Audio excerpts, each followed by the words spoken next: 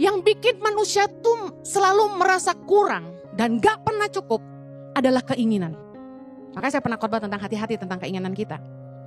Keinginan manusia tuh gak ada habisnya.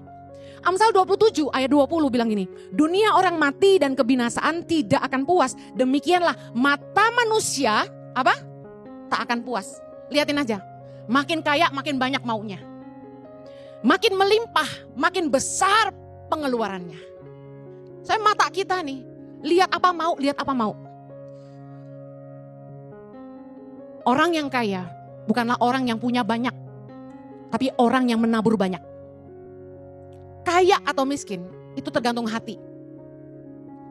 Kaya bukan hanya bicara angka Bapak Ibu, tapi seberapa besar hati orang itu. Percuma kaya raya kalau mentalnya miskin. Percuma kaya kalau hatinya miskin. Saya kasih contoh, ada orang-orang yang sebenarnya secara keuangan tuh berlebih.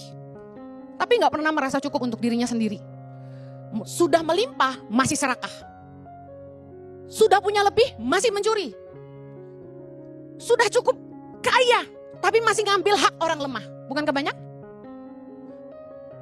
Pengkhotbah 5 ayat 9 bilang begini, siapa mencintai uang tidak akan puas dengan uang. Kalau Anda gak pernah puas sama duit karena Anda cinta duit. Siapa mencintai kekayaan gak akan puas dengan penghasilannya, ini pun sia-sia. Cinta uang itu yang bikin manusia jadi serakah. Gak ada habisnya, gak pernah ngerasa cukup. Kenapa orang kaya mentalnya miskin? Soalnya dia gak pernah punya mental gini, gue udah kaya gitu. Coba dia mikir, gue udah kaya, dia akan merasa cukup. Tapi karena dia selalu merasa kurang, itu yang bikin mentalnya jadi miskin. Lihat para, pejabat-pejabat di Indonesia yang terkenal katanya korupsi.